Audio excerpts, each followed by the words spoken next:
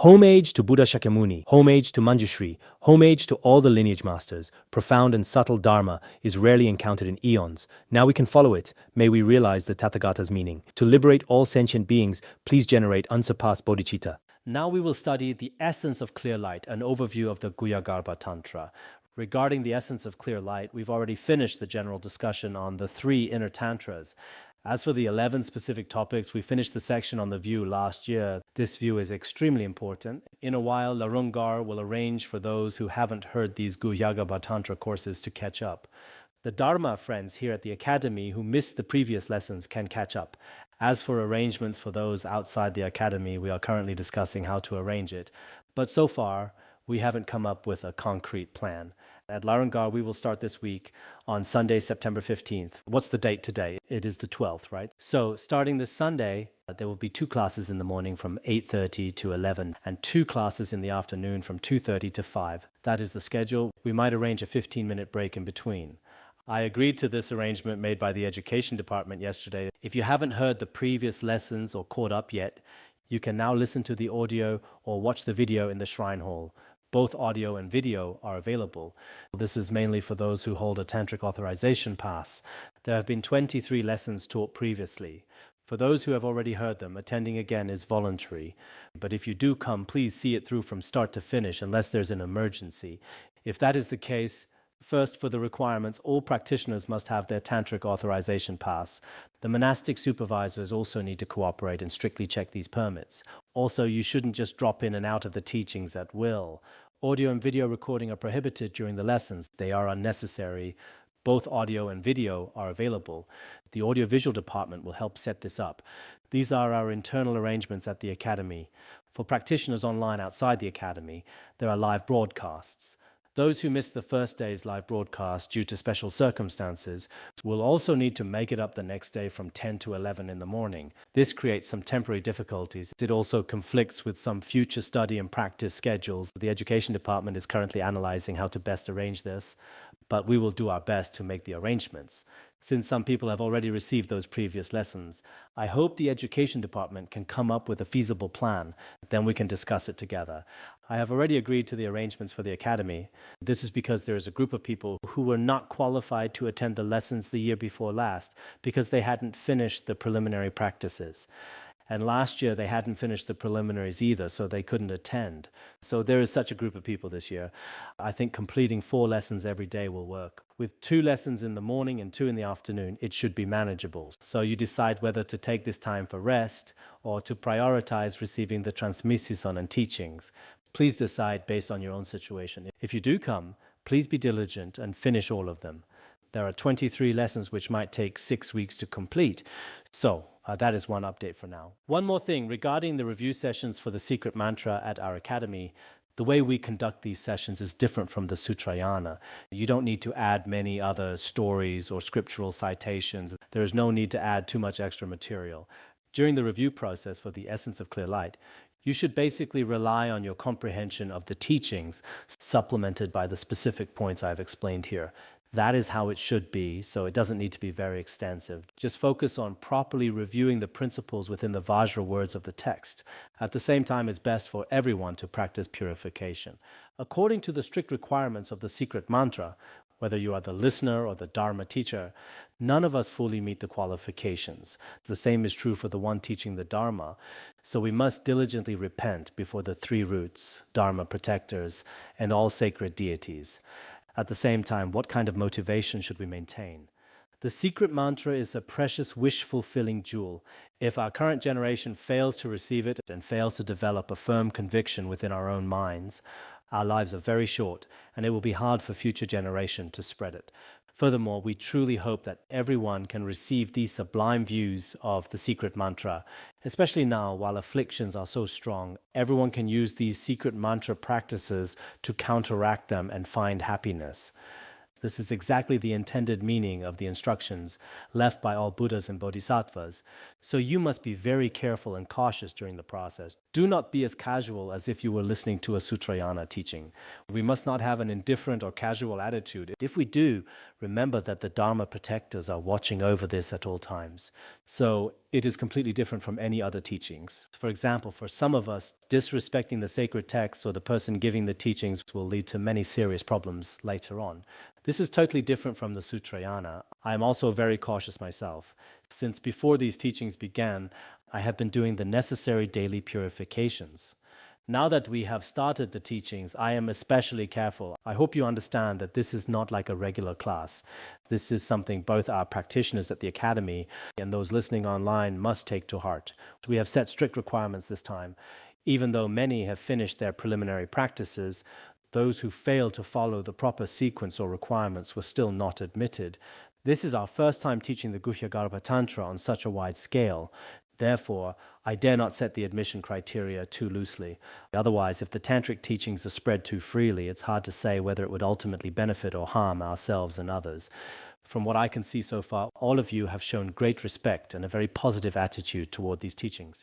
Even so, it is best to chant the Vajra Sattva mantra for purification while the tantric teachings are given. To be honest, before the three roots and Dharma protectors, there are very strict requirements to be a qualified vessel for the secret mantra. Regarding these conditions, this applies to everyone, including myself. Every day when I sit on this Dharma throne, I still feel a sense of humility. I am constantly practicing purification before my root guru and the Dharma protectors. At the same time, I also pray, especially from the bottom of my heart. Prayer is very important. Everyone should pray with a respectful heart. Don't think that this is just like being in a regular school, studying subjects like physics, chemistry, or history. Sometimes we might not truly realize the value of what we are receiving. Perhaps some of you might feel that the secret mantra is basically the same as the Sutrayana. There's no difference. Those without wisdom will see it that way. For instance, these two bottles look almost the same on the surface, but the quality of one is very special, costing thousands of dollars. The other one is just a common domestic version. It is cheap and can be bought anywhere quite easily. If someone lacks wisdom and doesn't understand the value of things, they might look at them and think there is no difference at all. They might have this idea, but it's actually a form of wrong view. The truth is, some people's wisdom is very limited. Mipham Rinpoche mentioned this in his pith instructions. He said that people whose wisdom has not yet matured try to be clever about everything, but they fail in the end. They think they are being smart with their shallow cleverness. Sometimes it is actually better to be a bit simple-minded, because a simple person accepts what they are told more easily. So sometimes for those with some intelligence, especially those with a higher worldly status, who have decent wisdom and analytical skills, they tend to analyze everything over and over. But if their analysis is not thorough, they might develop wrong views halfway through. Instead of finding the truth, their minds become filled with perverse ideas. This is a very dangerous situation, so everyone should be careful about this. All right, now let's continue with the Guhyagarbha Tantra. We previously discussed the 5 faults mentioned in this text. There are 8 antidotes to counteract these 5 faults. Actually, this time, Mipham Rinpoche is giving us pith instructions to teach us the actual method for practicing meditation. When practicing through these pith instructions, there are several levels. First, we must eliminate the 5 major faults of meditation. What do we use to eliminate them? We rely on the 8 antidotes. Then by using the 6 strengths and 4 attentive states, we eventually achieve the 9 methods of placing the mind. By following the sequence of these 9 methods, the 5 experiences will eventually manifest. I think there are roughly 6 levels of meaning here. It would be best. I think I drew a chart or a diagram for this before, but I can't seem to find it right now.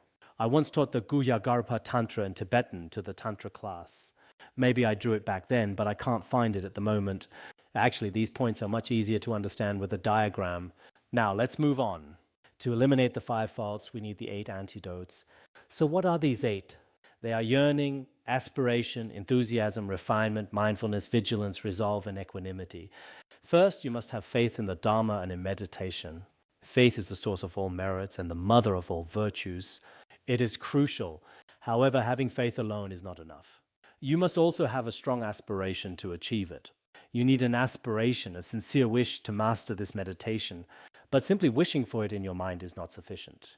You must show irreversible commitment in your actions. In other words, you need consistent and persistent enthusiasm. Once you have this enthusiasm, your previously restless mind will achieve refinement and mental efficacy.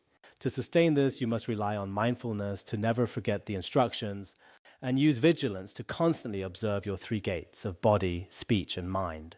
By continuously reflecting on the profound meaning of the teachings, you can abide in a state of equanimity. These are known as the 8 antidotes or the 8 applications. Yesterday we covered the 5 faults of meditation. These 5 faults can be eliminated by relying on these 8 antidotes. If you don't stay away from these 5 faults, you won't develop true meditation. Through the first 4, laziness is eliminated. By yearning to achieve samadhi, there is aspiration, and through pursuit, enthusiasm is born. By achieving efficacy, laziness will be eliminated. That is to say, yearning, aspiration, enthusiasm, and refinement can overcome laziness. Having yearning, aspiration, and enthusiasm, and mental refinement, these 4 states of mind will effectively eliminate laziness. To practice meditation, you must first have yearning or faith. When you truly aspire to meditate and apply vigorous diligence, you will achieve true refinement of body and mind and enter samadhi. So you rely on these first 4 antidotes to eliminate laziness. Mindfulness that retains the instructions. If we forget the instructions, there is no way we can practice. To keep the instructions in mind, we must rely on mindfulness. The way of the Bodhisattva also emphasizes that mindfulness is vital. As a practitioner, you need mindfulness to remind yourself at all times. For example, those studying the Vinaya must often remind themselves, I have studied the precepts, this behavior is not permitted. Similarly, if I have received training in meditation, when distractions arise, I should know how to act. I should immediately recall what the Guru said and what is in the instructions. Use mindfulness to recollect the pith instructions you have received before. It is perhaps impossible to put them into practice immediately. You must constantly recollect and think about the instructions you've received. Vigilance that detects elation and lethargy counteracts those two. Vigilance is checking if elation or lethargy is present. We all know the concept of vigilance. It means constantly observing your state of mind and your 3 gates. This is vigilance, and it counteracts both lethargy and elation. If elation and lethargy occur, then the resolve to apply an effective antidote counteracts the failure to apply one. Among these 5 faults, if I discover lethargy or elation within my own mind stream, I must immediately use resolve and think, I cannot let this continue, I must rely on an antidote. Then I apply it, which prevents the fault of failure to apply the antidote, which means not caring at all when you have distractions, agitation, or drowsiness. During practice, whether you have distractions, agitation, or even fall asleep. Some people even nod off during class. First they get drowsy, their focus turns inward, and then finally they're out. They might even be holding a pen in their hand while sleeping, and only wake up when the class is over. Then they join in for the dedication as if nothing happened. Actually, they must be excellent practitioners since they were meditating the whole time. They were meditating while listening to the lecture. That's a high level of samadhi. Most people couldn't even get into that state. If you are lethargic or agitated and don't care to apply an antidote, that is the behavior of a fool. You must reflect on this, realize it's unacceptable, and apply an antidote immediately. When lethargy and elation are pacified, and your mind is very focused without those distractions, you should abide in equanimity to avoid over-application. When your mind is resting naturally in samadhi without lethargy or elation, and everything is normal, you must not force any further antidotes. Don't worry, is my practice wrong? Is this okay? If you keep trying to fix it or overthink, it becomes an obstacle. As I mentioned yesterday, some practitioners are too forced in their practice. Some are in such a hurry to attain realizations right away. But your mind has been wandering since beginningless time. After just a day or two, a month or two, or even a few years of practice, it is honestly very hard to see immediate dramatic results. This is especially true since everyone's capacity is different. Some may have sharp faculties and their minds mature quickly. Others are clouded by karma or bound by past obstacles. Even with sublime instructions and great effort, you might not see results in such a short time. Even for a Sangha, as it is told, it took 12 years before his practice bore fruit. Before that, he didn't even have a single auspicious dream. So, for some of our Dharma friends who are practicing, you might feel, I've already been in retreat for 5 months, but I don't feel anything. In fact, I feel like I'm getting worse. But the truth is, the more anxious you get, the harder it is to succeed in your practice. Ideally, you should just follow the core principles. Don't be lazy, and don't fail to apply the antidotes. When afflictions arise, you must counteract them with the right antidotes. But if you're practicing and still not seeing any progress or signs, the innermost heart drop of the Guru explains that this happens for 2 reasons. Either you haven't developed enough faith in the Guru and the lineage, Perhaps because your mind is clouded by wrong views, or your mind is still stained by various karmic obscurations from past lives. So, on one hand, you should pray sincerely to the lineage gurus, and on the other, strive to purify yourself while continuing to practice. Actually, not having any signs or visions isn't necessarily a bad thing. You should just keep practicing in a steady, reliable way.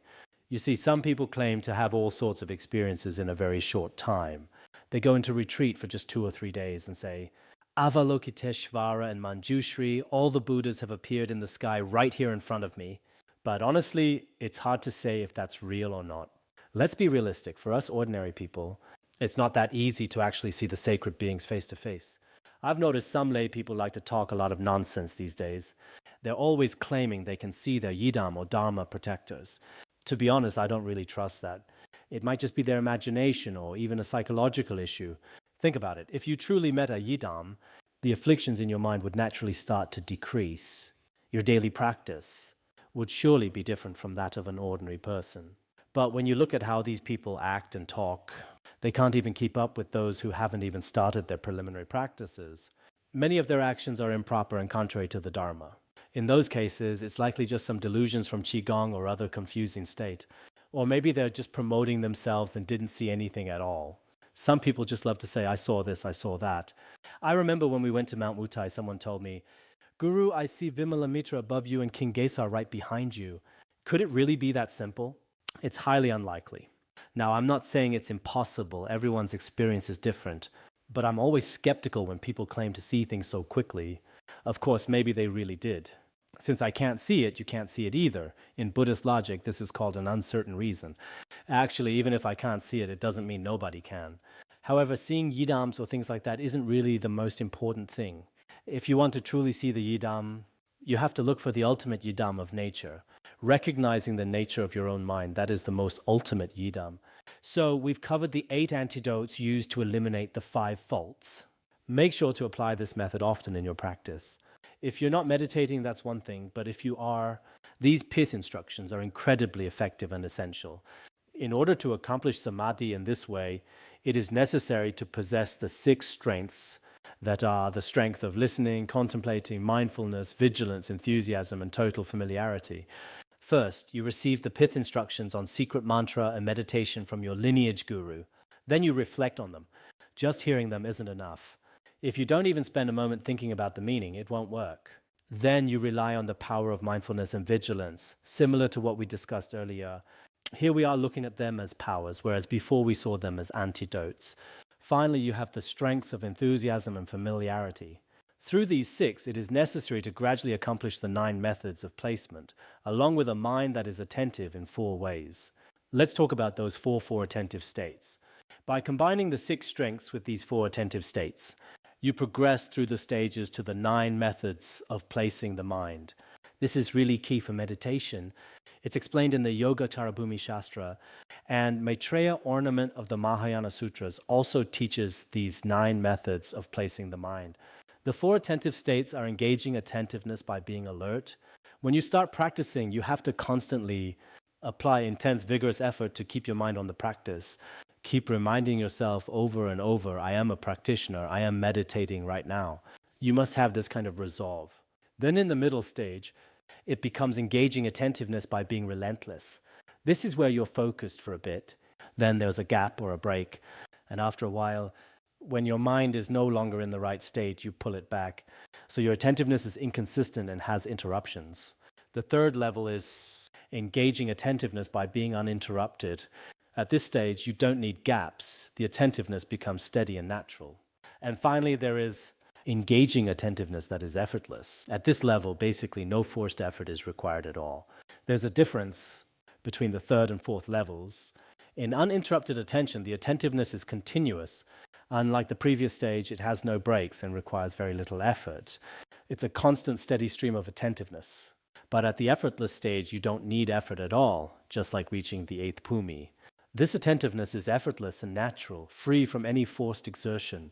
Now let's look at the 9 methods of placing the mind. Different texts use slightly different terms for this. The Yogacara Bhumi Shastra calls it mental placement. Maitreya's Ornament of the Mahayana Sutras also calls it the method of placing the mind. This is actually very similar to the shamatha practices in the Tiantai school. Placement, whether you're practicing Mahayana compassion, visualizing a yidam in secret mantra, or even basic practices, like meditating on impermanence, whatever method you choose for meditation or visualization, the first step is intending to keep your mind focused on the state of practice. This is what we call placement. Second is continual placement. While you are trying to rest your mind, if distractions or other thoughts pop up, you just keep refocusing and maintaining that continuity. That's the continual placement. Now, if your mind keeps wandering off to external things during this process, there is persistent placement. One moment your mind runs away and you call it back to stay put. Then as you continue, it gets distracted again, so you pull it back once more. That is persistent placement. Next is oxymate placement. Compared to the previous stages, this represents a real step forward. It has a more progressive, enhancing effect. Then we have taming placement.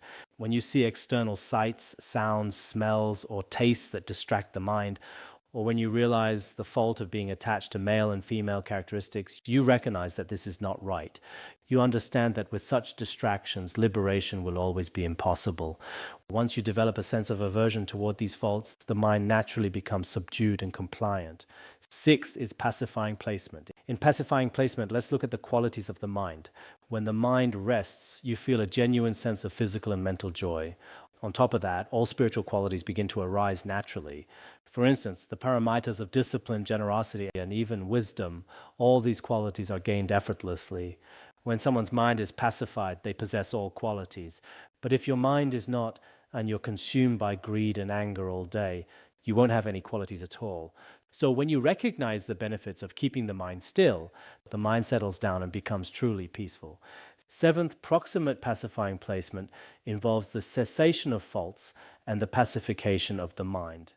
Specifically, this pacification enters an extremely subtle state. It is called proximate pacifying placement. Then comes single-pointed placement. This is abiding without concepts and without effort. Finally, it leads to a state of perfect equanimity and meditative absorption.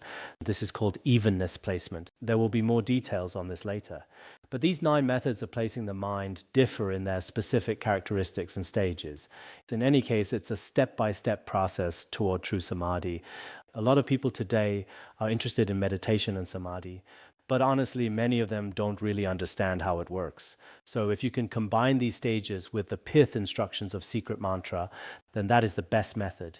These are stated in the sutras: maintaining placement, correct placement, sustaining placement, proximate placement, taming, pacifying, proximate pacifying, maintaining a single continuum, and maintaining samadhi. The terminology in the sutras can vary slightly. For instance, the Yogacara Bhumi Shastra lists them as placement, continuous placement, repeated placement, close placement, disciplining, pacifying, thorough pacification, single-pointed focus, and equanimous placement. That's how it's laid out in the Yogacara Bhumi. In addition, through listening there is placement, through contemplating, continual placement. Through mindfulness, persistent and proximate placement, through vigilance, taming, and pacifying. Through perseverance, proximate pacifying and single-pointed pacifying, and through total familiarity, there is the accomplishment of evenness. This actually explains the 9 methods of placing the mind by linking them with the 6 strengths. Among these 6, we know the first is the strength of hearing. By the strength of hearing, you allow the mind to settle, which corresponds to the first stage, placement. Then using the strength of contemplation, you reach continual placement. Mindfulness brings you persistent placement and proximate placement. Vigilance brings taming placement and pacifying placement. Through enthusiasm, you reach thorough proximate pacifying placement and single-pointed placement. Finally, there is the strength of familiarity, which helps you accomplish final evenness placement. You could also call it the final absorption or samadhi. So these 9 methods for placing the mind really require these 6 strengths. Everyone here should understand this clearly. Simply sitting in the lotus position isn't necessarily enough to call it meditation. If you want to truly rest the mind, you first must have the pith instructions from the lineage. You must have the strength of hearing. Many people today lack this and try to meditate all on their own. Many people today try to contemplate or settle their minds by themselves. Sure, you might be able to temporarily suppress conceptual thoughts for a while, but that is far from the true shamatha that is inseparable from vipassana. So for those who just sit there to rest their minds, many of them have no transmission and haven't even taken refuge. They just use some Buddhist meditation techniques to settle down. But this kind of calm isn't a cause for liberation. It's just taking a break. Even many non-Buddhists just sit like that. You see this all the time, even among people on trains. That isn't genuine practice. If you really want to practice, it's crucial to rely on the pith instructions from the Vajra speech of the masters. Some people like to add their own bits and pieces here and there, even adding all sorts of their own writing to it. But doing that actually makes the practice impure. In the future, I hope you all learn not to just trust your own conceptual mind. Our conceptual thoughts are often clouded and contaminated by various defilements. They aren't necessarily reliable. Instead, use the words established by the true wisdom of the past masters, following them word for word. If you do that, your practice will be successful. At the time of the first two modes of placement, there is the first state of attentiveness. The four states of attentiveness are combined with the 9 methods of placing the mind. It's important to note that attentiveness by being alert is present in the stages of placement and continual placement. Then from that until the 7th placement, there is the second attentiveness. There are 5 stages of placement in between. During those, you must have interrupted attention, which is the second type of attentiveness. There are 5 stages of placement between persistent placement and proximate pacifying placement. During these stages, the second type of attentiveness is required. Then at the stage of single-pointed placement, you possess uninterrupted attention. This is the 8th stage of placement. Huh? Who is singing?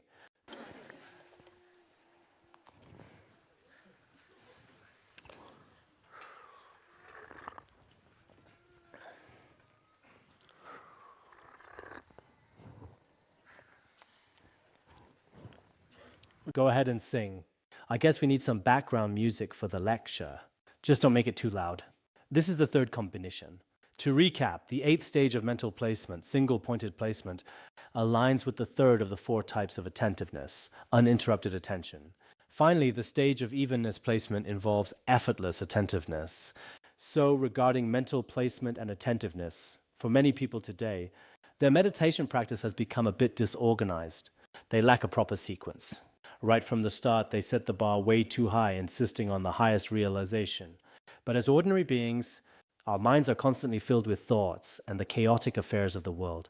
Not just in this life, but likely for many lifetimes, we have wandered through samsara driven by conceptual thoughts. So trying to bring it all under control instantly is not that easy. Therefore, don't be too hard on yourself, and don't expect too much when you're just starting to meditate. You have to acknowledge that you are a beginner. It's simply impossible for a beginner to reach a high level immediately. The stages of Buddhist practice are much like modern secular education. In school, you progress from kindergarten all the way to university graduation. Only then can you move on to even higher levels. Except for a very few geniuses, the rest of us generally need to follow a formal step-by-step process. If you skip this process, success is very difficult to achieve. If a preschooler insists on having the wisdom of a university graduate, that's a nice wish. But in reality, to anyone who understands education, it is quite a ridiculous expectation. Our meditation practice is exactly the same. In the beginning, some people think they should be able to cut off all conceptual thoughts at once. They expect that after 7 or 8 days of practice, all deluded thoughts should vanish and they shouldn't even have nightmares. Then, when a negative thought arises, they get deeply distressed. They think, I've lived here for years and been a Buddhist for nearly a decade, yet I still have these conceptual thoughts and nightmares. My practice is useless. Why are these conceptual thoughts still coming? That's just asking too much of yourself. It's not necessary. These 9 stages also unfold through 5 types of experiences.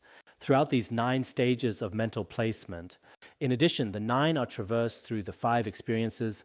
Honestly, understanding this is vital for true meditators. It ensures you won't run into problems. Once you grasp these principles, you will realize that on one hand, practice is not easy. But on the other hand, you will be prepared for whatever signs or experiences that occur along the way. You will have a roadmap in advance. For example, if you are driving and you know the road well, you know where the potholes and slopes are and what's coming up next. A good driver is very familiar with the road conditions. Similarly, when you are clear about the path of practice, whatever happens during the process, you can identify it immediately. You will think, oh, it's just this kind of conceptual thought. If conceptual thoughts keep arising, you just proceed through the stages continual placement, persistent placement, pacifying placement, and proximate pacifying placement. By doing this, you'll understand the whole process. Truthfully, many people really don't know how to practice. But if you combine your practice with Mifam Rinpoche's pith instructions, I believe this session will be very effective. Why have we kept these secret mantra teachings quite private this time? Even though it looks like there are many people here, compared to the vast number of those who truly yearn to hear them, I've actually offended quite a few people, including some Dharma teachers and volunteers. Some of them won't even talk to me now, but that is just how it must be. A lot of people said, if you won't let me listen to the secret mantra, then I'm quitting, I'm leaving. I told them, if you leave over this, it simply shows the timing isn't right for you. So perhaps it was better for them to leave. That's just how it is. So while so many people are eager to listen, I feel that if these extraordinary pith instructions are shared too widely, I'm not sure if it would truly be beneficial or not to them in the end. As someone still using my conceptual mind, I decided to set these limits. Anyway, these 5 types of experiences are very important. Many people don't practice regularly. So when these experiences do show up, they get very scared. First is the experience of movement resembling a cascading waterfall. Think about a waterfall on a very steep mountain. When we are driving through high mountain passes, for example, on the road coming up from Mayakang, the water rushes down from the peaks with incredible intensity. This is called the experience of movement. Next is the experience of achievement resembling water rushing through a gorge. We don't see much water in the Larung Valley. It's quite rare. Especially now with the underground pipes, it's even harder to see. But think of Ziking Valley, or the many rivers you see along the road towards Mayakang or Kangding. Those are fairly large rivers. You could call them gorge. Then there is the third experience, the experience of familiarity resembling a flowing river. As we'll discuss later, this is like the Brahmaputra, the Yangtze, or the Yellow River, large rivers that flow steadily and calmly. Fourth is the experience of stability resembling an ocean without waves. This feels like the vastness of the Pacific or the Indian Ocean. Finally, there is the experience of perfection resembling a mountain. It is completely unshakable. That is why it's called the experience of perfection. Every practitioner will go through these experiences. Most of us might not have reached the later stages yet, but many people do encounter the first few. Next, Mifam Rinpoche explains the essential instructions for actual practice. This part is very important. Earlier, we looked at the 5 faults, the 8 antidotes, the 6 strengths, and the 4 types of attentiveness. When you link all of these with the 9 methods of placing the mind, and include the 5 experiences we just mentioned, it becomes very clear where we are on track and where we might be going wrong in our practice. By the power of having heard the oral instructions on the method for mind placement and the faults of not achieving samadhi as opposed to the qualities of achieving it, yearning and aspiration are generated. Through the exertion of extreme concentration, laziness and so forth are eliminated. Placing the mind on whatever the object of focus may be, such as the view of the generation and completion stages, constitutes the first method. He explains this by combining the stages with pith instructions. First, you start by hearing the instructions on the faults of not achieving samadhi. Think about all the various things happening in the world today. The afflictions, the suffering, the wars. All of these stem from a lack of samadhi. If people's minds were peaceful and settled, these conflicts and pains would not exist. Many people really long for the qualities of samadhi, especially in our modern world. Life in the 21st century comes with immense pressure. Some practitioners living here at Laranga might not fully realize it. Your life here is simply eating 3 meals, memorizing texts, and attending classes every day. To some, this might seem like a burden, but it is absolutely not. In the outside world, many struggle just to provide for their children, their homes, or their cars. They are trapped in endless competition for fame and in the struggles of business. While our era might look dazzling with all its material progress, in reality, people are just caught up in constant pressure and suffering. So at a time like this, we must recognize the value of a meditative mind and the power of instructions on the method for mind placement. When you develop faith and interest in samadhi, you will focus on it completely. Commit to not being lazy anymore. I must meditate every morning. Actually, meditation isn't about being intensely focused for just a day or two. Don't just rush into it because you heard a lecture today and expect instant focus. That is not the best way. It requires a long-term commitment.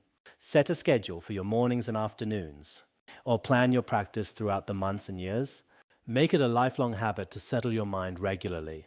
Try to gradually increase the duration of your practice and ensure the quality of your focus is as high as possible. That's one approach. Another method is to maintain that state during daily activities, walking, standing, sitting, and lying down. If you have some realization, you can remain centered in everything you do. You can see it in people, whether they are listening to class or talking. They seem to have a sense of samadhi. They appear very focused. Others are very restless, which is also quite obvious. So at this point, you must eliminate laziness, agitation, lethargy, sleepiness, and distractions. Get rid of all these faults. Then rest your mind in a state like great compassion or impermanence, or abide in shamatha. You can choose the specific method you want to rest in. I often talk to university teachers and students who want to learn how to practice meditation. I suggest the 7-point posture of Vairochana, or having them visualize Buddha Shakyamuni or Amitabha. The merit of this is immense, and it helps the mind settle. Even if your visualization isn't perfect, just placing the Buddha before you carries incredible merit simply through the act of looking. If you can focus your mind on it, the merit is even greater. So I often recommend that. And what is this? This is the first placement of the mind. Of course, you could also practice generation or completion stages. For example, in the practices from finding rest in the nature of the mind, there are specific ways to meditate on Avalokiteshvara according to the Kriya and Charya Tantras, as well as the practices of Hayagriva and Yamantaka. When you do these practices, you are actually practicing the generation and completion stages. In fact, any form of meditative placement from the Sutrayana will work as well. This is the first method. This is the first stage of the 9 methods of placing the mind, placement.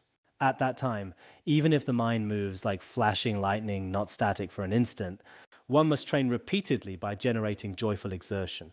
Having heard the instructions on samadhi, and then through the strength of contemplating the meaning, to maintain the continuity of abiding with the previous focus as much as possible is the second method. The reality is you only realize how restless your mind is once you actually try to settle it. Buddhist scriptures often compare the mind to a restless monkey, a flash of lightning or ripples on the water. Just like lightning, the mind shifts incredibly fast.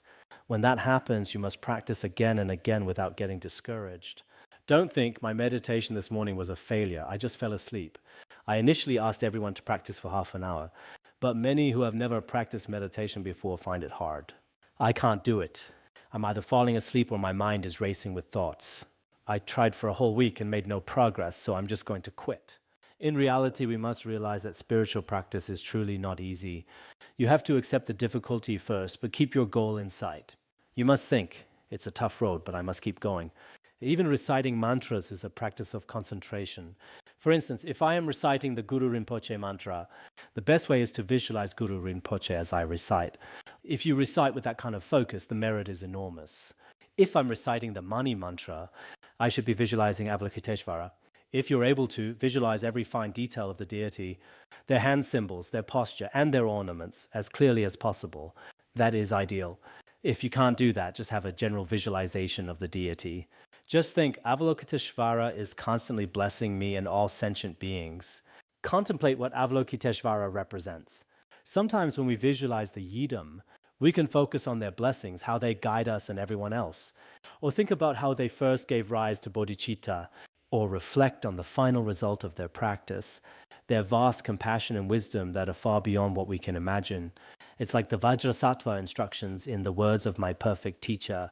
It's fine to shift your focus between different aspects of the visualization, but our minds often can't stay focused for even a second.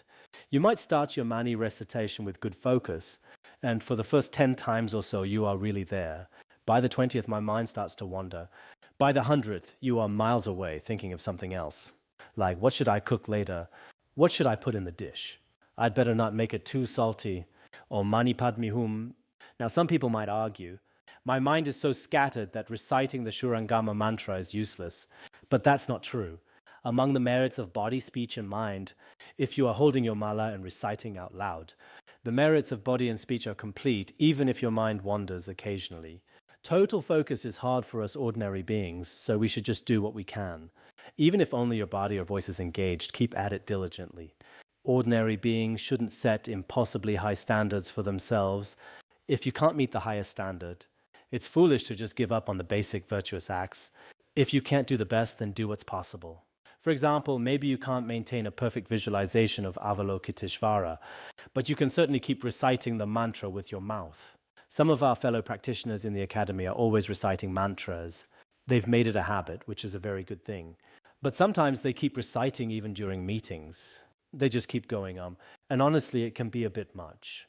Because when we are in a meeting trying to discuss an important matter, some Dharma teachers will show up with a massive prayer wheel and just keep spinning it. We are trying to focus on the task at hand while they are just spinning away. Recently, while the Dharma Propagation Department was meeting to discuss how to transmit the instructions for these secret mantra teachings this time, two Dharma teachers just sat there the whole time in deep meditation. I was worried then that our message wouldn't be properly conveyed by them. And sure enough, many from that group called me later saying things had gone wrong. We all know that practice is important. However, we must also be mindful of the time and the setting. If you are propagating the Dharma, say in the Dharma Propagation Department, when you are supposed to be working, you should focus on that service. Unless you are truly capable of doing both, keep practice and volunteer work distinct. Otherwise, it's just not appropriate. I often see this during my lectures too. It is very important to know the proper way to listen to the teachings. I'm not teaching the conduct of listening today, but when it's time to listen to the teachings, you should just focus on it. For myself, if I choose to attend any meeting, I am fully focused. It doesn't matter if the speaker is good or not. Yesterday, a Dharma teacher from the education department spoke, and he did an excellent job. He was so responsible, laying out exactly how our academy's academic affairs should be managed. He spoke from 6:00 p.m. until 11:30 p.m., but I remained focused the entire time. The staff at the office complex know we only had a 10-minute tea break, yet we remained dedicated to the discussion. If you decide not to go, that's one thing, but if you do attend, it's important to have the right attitude. Some people in class are great. They take notes and really engage with the points. That's wonderful. If you are not taking notes and instead you're reading other books, dozing off, or just looking around, well, let alone studying the Dharma, even a middle school teacher wouldn't stand for that. So whether you are in a class or a meeting, be fully present and engaged. I hope that as Buddhists, you can at least show that attentiveness on your face. Your expression and presence actually matter quite a bit. Sometimes if you're very focused and have a gentle smile on your face while listening, it encourages me. It makes me think I'm doing a good job and gives me a boost. But if everyone looks angry or keeps checking their watches, the speaker will naturally lose all enthusiasm. It affects the people sitting around you too. If you start yawning or acting restless, it brings down the energy of the entire group. So in the future, regardless of which Dharma teacher is speaking, you can choose not to go, but if you do, show some respect. They've spent time preparing and speaking. Basic human respect is essential during a teaching. That is why I mentioned earlier, yesterday's meeting lasted 5.5 hours, from 6:00 to 11:30 p.m. That speaker was so full of energy and just kept going. And honestly, he had clearly put a lot of deep thought into the Academy's curriculum and our future. Reflecting on the past, looking to the future, and how we should study, it is very necessary for everyone to listen to these things. Such important and constructive matters cannot be explained in just a sentence or two. Anyway, what was I saying just now?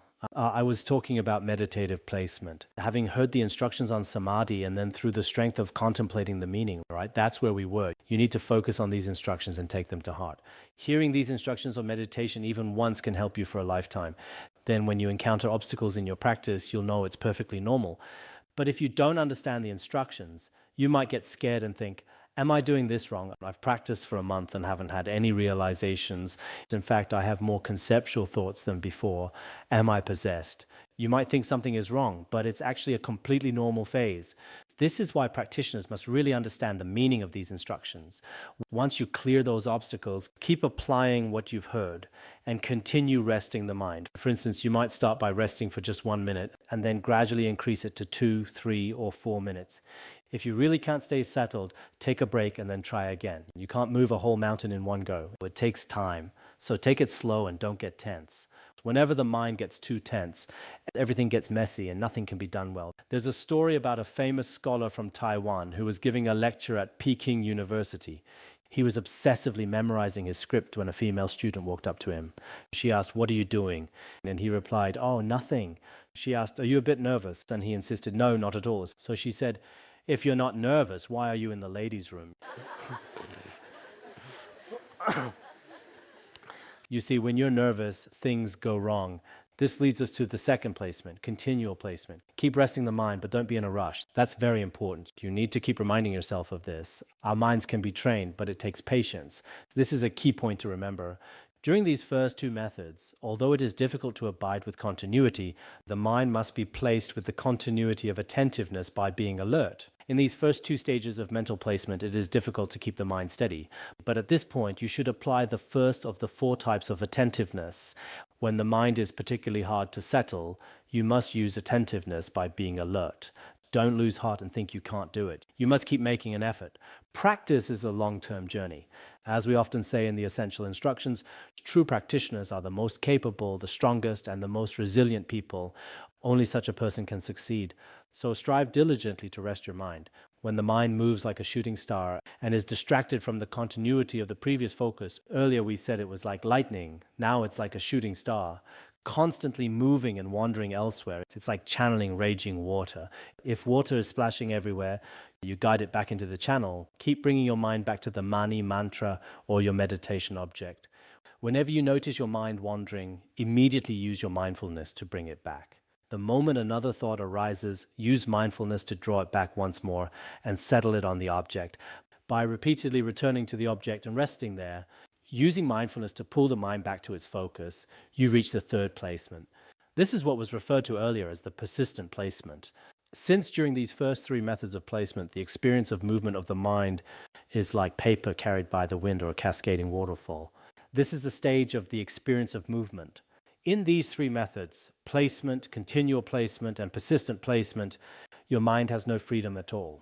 It's like paper being carried by the wind, blown here and there, or like water on a slope where your thoughts are incredibly violent and fast. The conceptual thoughts are so rampant it is difficult to abide even momentarily. At this point, there must be diligence devoid of discouragement, like building a dam to contain raging water, or we try every possible means to redirect or channel the flow of water. It is important to understand that when this extremely difficult to tame wild horse of the mind is tightly bound by the rope of mindfulness, our mind is exactly like a wild elephant or a wild horse. As described in The Way of the Bodhisattva, you have to use the rope of mindfulness to tie it down. It can then be led by the halter of exertion and placed in the corral of relaxed evenness. You must apply enthusiasm, mindfulness, and equanimity using a variety of methods to tame the mind. For example, when dealing with a wild horse, we use a rope to tie it down. We put a bridle on its head and then lead it toward us. Then we place it in a pen to keep it from wandering. Our mind is just like that. From beginningless time, it has been wandering outside, as wild and unrestrained as a mad elephant. At this stage, trying to capture it all at once is not easy. So your body may be able to stay still, but the mind is indeed difficult to settle. Don't give in to fear or despair during these moments. Don't think, I'm hopeless, there's absolutely nothing I can do. There is no need for that. This point is particularly important. When the strength of recollection is somewhat stronger than before, the mind begins to achieve some stability as the objective focus begins to fade away. Regarding the objective focus begins to fade away, I think there are two ways to interpret it. First, when you start resting the mind, your initial experience of stillness may be quite subtle. For instance, if you find your mind can basically stay present while visualizing Avalokiteshvara, then simply let it rest in that continuity. That is one way to look at it. Alternatively, from the opposite perspective, the mind was originally wandering all over the place. By repeatedly adjusting it, as if taming a wild horse, the outward distractions of the mind gradually become less obvious. So you can understand it from either of these two angles.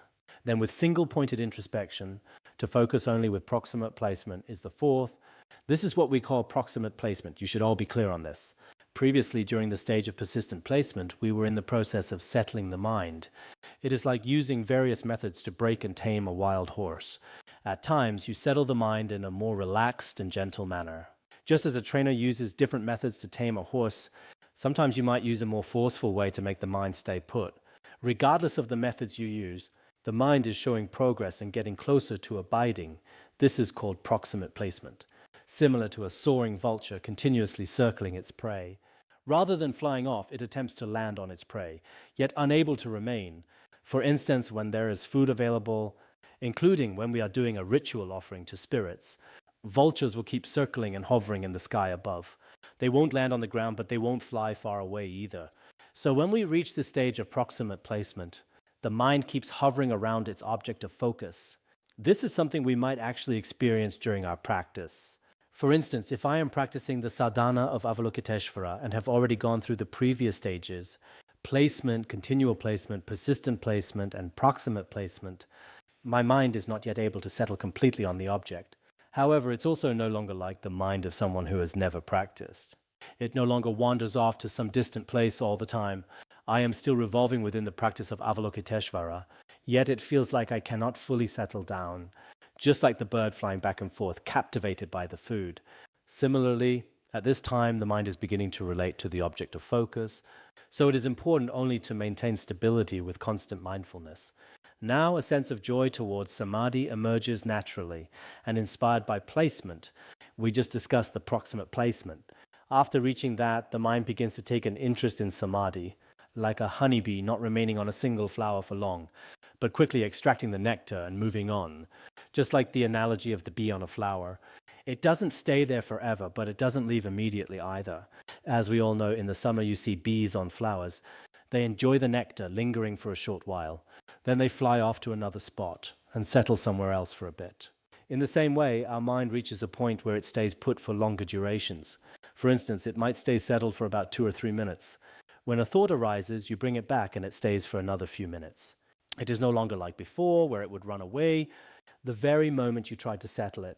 Now it stays settled for a while, just like a bee on a flower. It rests, then moves on, then rests again. In this way, our mind can abide upon such an object.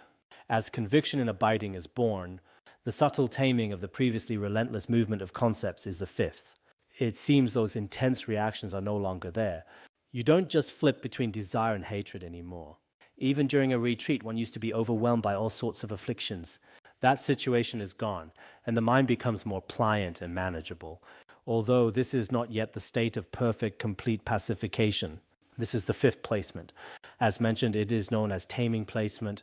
Since placing the mind in proximate placement and taming are somewhat easier than the preceding methods, these two are called the experience of attainment. What were the previous stages?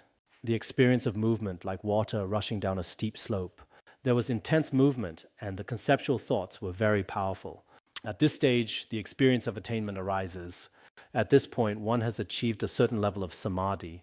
By then, the mind is like water flowing through a valley. It is much slower and calmer than water rushing down a steep mountain. Even though this is the beginning of the development of samadhi or the attainment of subtle warmth, like the example of water rushing down a gorge, there are multitudes of subtle concepts that are still turbulent, erratic, and unceasingly dense. At times, even as you practice, afflictions and wandering thoughts still emerge. Some practitioners may become very sensitive during this process. It feels as though various thoughts are constantly popping up. Some people might think, I have practiced for such a long time. How can I still have these thoughts? Why do I still feel this hatred and resentment? Actually, this is quite normal. Practice isn't a matter of a day or two, even if you have practiced for 10 or 20 years. It doesn't mean your mind will suddenly be completely free of all conceptual thoughts. That's not how it works. However, those extremely violent conceptual thoughts you had before have now become like the steady flow of water in a gorge. That turbulent and erratic mind still exists to some extent. Nevertheless, the analogy of water rushing down a gorge is not as intense as that of a cascading waterfall. Within the context of taming, the mind is similar to a bee caught in a jar. Unable to get out until set free, it continually flies around in the jar. It won't stray outside anymore. Earlier, with the flower analogy, the bee could fly quite far away. One moment it's far off and the next it's back on the flower. But in this stage, the bee is trapped inside a bottle. It flies up and down, but it stays within the bottle. Likewise, the mind keeps thinking back and forth, but stays within the realm of its samadhi and object. It means that major distractions are gone. Likewise, while focusing on the object, although the mind is focused on its object, the movement of concepts still remains unceasing. Now, it is crucial to remain vigilantly focused without wavering. There are still constant conceptual thoughts occurring. You must continue to rest the mind using mindfulness and vigilance when abiding with vigilance if elation or lethargy occurs. Once one resolves to dispel them and applies the appropriate individual antidotes, the onset of negative concepts will be naturally tamed and pacified. This is the sixth. Mindfulness is truly vital in one's practice. If you practice consistently with this mindfulness and vigilance, then these conceptual thoughts can be naturally eliminated. This is the sixth placement. This is the pacifying placement that I mentioned earlier. When concepts are pacified in this way without the faults of elation or lethargy, Similar to muddy water becoming clear, the mind must be placed without distraction. Once you reach the pacifying placement, the faults of elation or lethargy no longer occur. Because one has become accustomed to samadhi, the faults of elation or lethargy are absent at that point. At that time, just as muddy water gradually clears, the mind is able to abide like a person at rest. Now is the time to abide vigilantly within evenness. The state of having pacified conceptual thoughts becomes even more enhanced. Thereby, even the secondary afflictions that serve as the basis for increasing concepts are eliminated in a state of supreme pacification, like cloudy water gradually becoming clear. At this stage, the depth to which you still your thoughts is quite different. That is to say, conceptual thoughts decrease while the duration of abiding increases. Previously in the secular world, your conceptual thoughts might have been very heavy. But after long-term practice, many people often observe this kind of transformation. This person was quite frightening when they were a layperson. Their afflictions were extremely coarse, but through these years of practice, their mind has become so pliant and their heart so pure. Through practice, some people indeed eliminate all sorts of previous violent conceptual thoughts. Then they can abide for long periods, and the duration of their stay is very stable. This is the seventh placement, also called proximate pacifying placement. In reality, there are people whose minds abide in such pacification. There are many such instances in Tibetan Buddhism as well. Some practice in caves for 7 days straight. During those 7 days, they remain in a single state of samadhi. In my translation of the Nyingma school of Tibetan Buddhism, there is a great master from Zur Salang. One of the Zurs remained in retreat within a cave. Eventually, the entire cave, even his hair, was covered in spiderwebs. It was like that, but he remained in meditative absorption for a very long time. You can look it up. It is in the Nyingma school of Tibetan Buddhism. There is also Master Kuiji. I once shared his story at Zhejiang University. I am not sure if I have shared it here at the academy. When Master Xuanzang was traveling to India, he once saw a mountain with various extraordinary auspicious signs along the way. He thought there might be some great realized beings or practitioners living there. Upon arriving, he found an old monk. Grass had even begun to grow on that practitioner's head. He gradually realized it was someone in deep meditative absorption. He used the sound of a hand chime to bring him out of that state. Afterward, the old monk told Xuanzang that he had entered absorption to wait for Buddha Shakyamuni to turn the wheel of Dharma so he could receive the teachings. It seems he had been in that meditation since the time of Buddha Kashyapa. Xuanzang said, "You are too late. Buddha Shakyamuni has already appeared, turned the wheel of Dharma, and already manifested parinirvana." He replied, "In that case, I will return to meditative absorption and wait for the appearance of Buddha Maitreya." Xuanzang said, "It will be millions of years until Buddha Maitreya appears." Who knows if you might miss that opportunity as well? Why not come with me now to propagate the Dharma? Later, the monk agreed to propagate the Dharma with him, but having been in deep absorption for so long, his body was no longer usable. Xuanzang said, "I am going to India now to collect the Dharma. When I return, I will transmit the teachings to you. Go now and be reborn in Chang'an, in the Han region. Look for a house with red tiles." Xuanzang meant for him to be reborn in the imperial palace, providing him with authority and ease for his future practice. "Be reborn there and wait for my return to transmit the Dharma." The old monk agreed. Upon arriving in Chang'an, he felt there was little difference between the emperor and his ministers.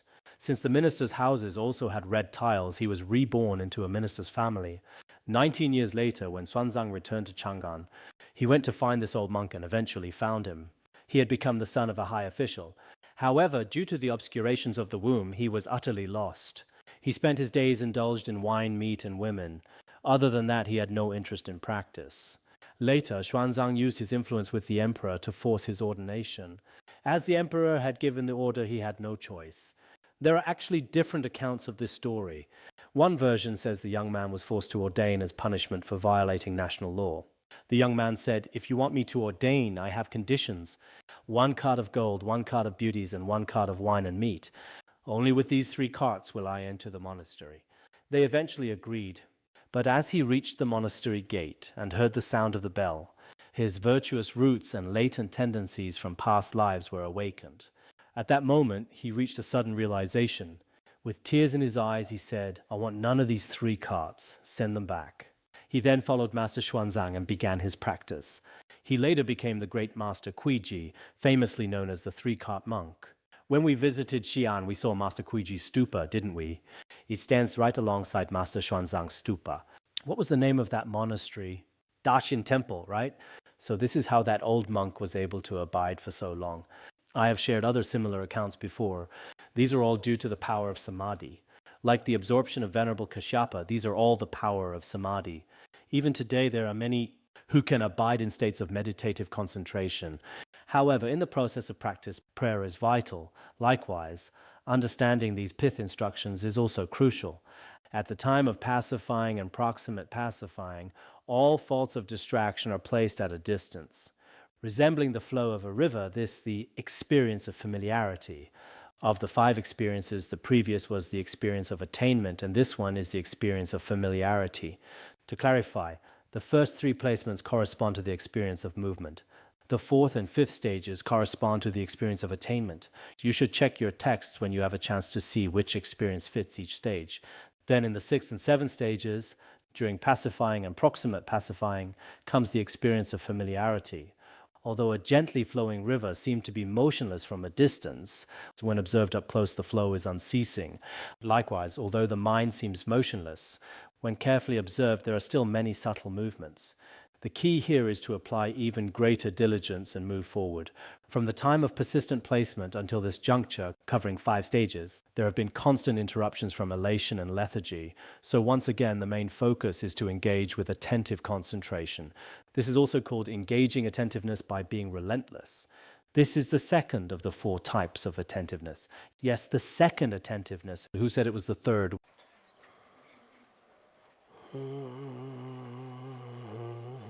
One of the nuns over there said 3. She's in trouble now. Don't blame me. I'm only repeating what the Otas taught. I just wanted an excuse to pick on her, so I'm quoting hers.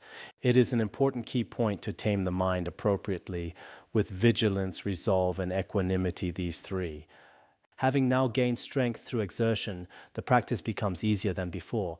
Without losing effort, one's concepts will be powerless to interrupt. Abiding with single-pointed focus is called being with recognition, or single-pointedness, and this is the 8th placement, referred to as the experience of stability like an ocean free from waves.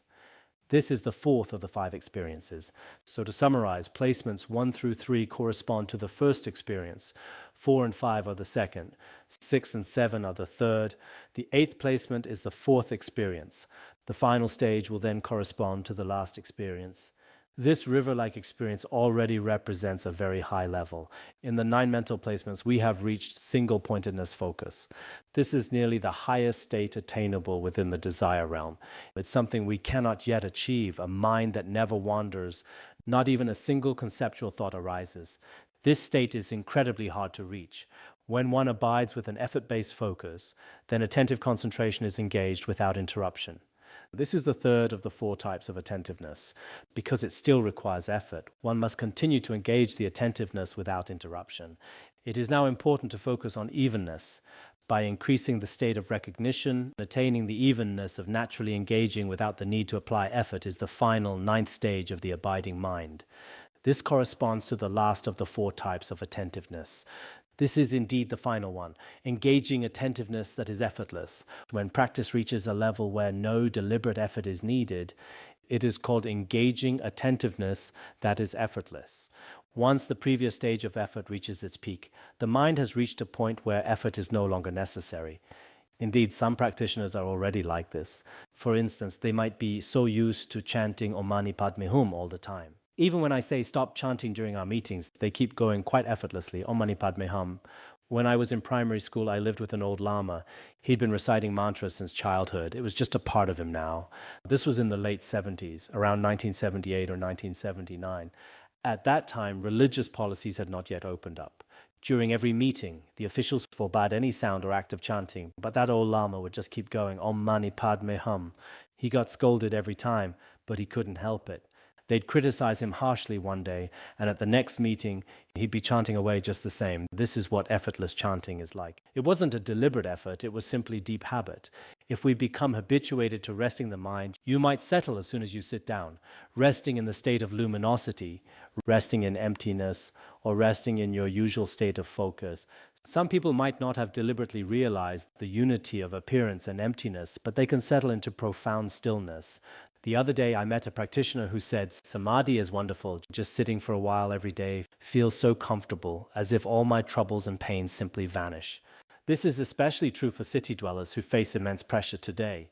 That's why some business leaders, such as those in Japan and the US, people like Steve Jobs, place such a high value on Zen meditation. It's a key reason why they were able to come up with so many innovations in the process of practice, particularly for practitioners and monastics. One should, at the very least, have some realization in resting the mind. The power that comes from this state of abiding is truly formidable. If you reach a state where you have gained mastery over your mind, whether in memorization or volunteer work, the mind becomes very pliant. The real issue now is that many people simply cannot settle their minds. Even here at the academy, people come and go like a flowing river. One group is constantly being replaced by the next. Many of the seniors are simply no longer here. What's the reason? It's because their minds cannot abide. When someone first starts out, they might think, I'll find this practice center and dedicate my entire life to practicing here. There are such cases, but later on, because they cannot control or settle their minds, they start craving this and wanting that. Those with positive intentions might keep improving, moving elsewhere to practice, study, or debate. But others might simply sink into the pollutions of the five sensory cravings. Ultimately, when the mind reaches effortless samadhi and effortless attentiveness, this is the final ninth stage of the abiding mind. This is also called the single-pointed mind of the desire realm. This state is quite a high realization within the desire realm. It is attained through the strength of total familiarity with the preceding stages. Among the four strengths, this is the one gained through familiarity. At this point, the experience of perfection like a motionless mountain begins. From that stage of the single-pointed mind of the desire realm, it is very difficult to gain such an unshakable realization, to possess a mind without a single stir while within the desire realm. It is indeed tough at the beginning, especially if your realization in practice is not yet mature. Some people might spend 24 hours a day practicing for many years, but upon arising from meditation, they still experience some afflictions and pain. This is especially true if your afflictions were not integrated with the wisdom of emptiness, but were merely suppressed. After retreating in a mountain cave, when you eventually emerge, you might find yourself unable to find common ground with those around you. You just don't fit in anymore, which has its downsides. But there are also positive aspects. Because for people in the world who constantly interact with others, the mind gets very restless when dealing with mundane affairs. So I sometimes feel that going to a cave is quite wonderful. Not long ago, I went to a cave, intending to stay for a while and do a retreat. As it turned out, many matters concerning the schools, prevented me from settling into single-pointedness. Otherwise, I had almost reached that unshakable state. But later I had to arise from that meditation. I had rested there for about a few hours, then I started getting busy with many things. When you visit silent mountains or extraordinary caves, especially those blessed by Guru Rinpoche and the great masters, it is indeed exactly as the Abhisamayalankara says. The blessing of the place itself is incredibly sublime. In yesterday's meeting for teaching affairs, many Khenpos were praising Larungar as a sacred site, speaking of how the past masters had blessed it. Every single thing here, the water, the mountains, and the air, is imbued with the power and blessing of the Dakinis and protectors centered around His Holiness Jigme Phuntsok Rinpoche. As they spoke, I felt it deeply too. In the city, there is a vast difference between spiritual communities and non-spiritual ones. Now, there are study groups in many places, communities where people learn Dharma teachings together. Whether it is 10, 20, or 100 people gathering, there is the blessing of the Buddhas, Bodhisattvas, and Dharma protectors. Once you leave the Dharma center, many aspects of practice simply cannot continue. So I also ask our practitioners here, those who are staying at Larungar, if conditions allow, please don't just wander around. Whether you go to other academies like Yarchangar, or travel to other places in Tibetan region or Han region, you can go anywhere. It's not an issue. But when you go, don't just stay for a moment and come back, only to return again and again. That is not very beneficial for your practice. We should stay in one place and practice properly. Of course, if you truly have no time, then visiting and snapping a couple of photos, even taking a selfie, is fine. You can take some blessed water from there, fill a bottle and drink it on your way back. That's okay too. But that is quite different from long-term study and practice. So places blessed by the enlightened ones or by a vast sangha, I believe that, for instance, a sacred site like Larungar or other places blessed by the great masters of the past, they truly possess a profound power and a magnetic presence. It's like asking why people don't fall off the earth. Because of the earth's gravity, which we learned in geography. Blessings also have their own gravity. Similarly, for those Dharma centers of our study groups, I personally believe they all possess an immense power of blessing. Because for those practicing there, their views and their practice can generally be sustained. Looking at our group's long-term history, since the establishment of centers across Han region in 1991, it has already been more than 20 years. Even looking at the shorter term, over just the last 6 or 7 years, these centers have truly shown a unique power. And the temples founded by various lineage masters and great masters of the past, all of these possess profound blessing and strength. Thus, for Samadhi, the environment indeed plays a significant role. For those of you here, if you want to practice at home, it's best to have an image of Shakyamuni Buddha. A serene image, perhaps in the Dhyana Mudra, will naturally help your mind begin to settle down. I'm sure some of our fellow practitioners do exactly this. If you want to rest properly for a moment, you offer water, light incense, and let everything else go, and just rest. Even 5 or 10 minutes is fine. Nowadays, many entrepreneurs in Han region, before they start their work day, will go into their shrine rooms and rest for half an hour. When they start working afterward, they are highly efficient. They might have been frustrated and ready to scold an employee, but because they have the habit at noon of going to their shrine and praying before the Buddha, resting there for a while, by the time they come back, their anger is cooled and their wisdom is sharper. Successful business leaders, we know, have excellent methods for training their minds. So there are various ways to train the mind through Samadhi. This is extremely important for a practitioner. We will stop here for today.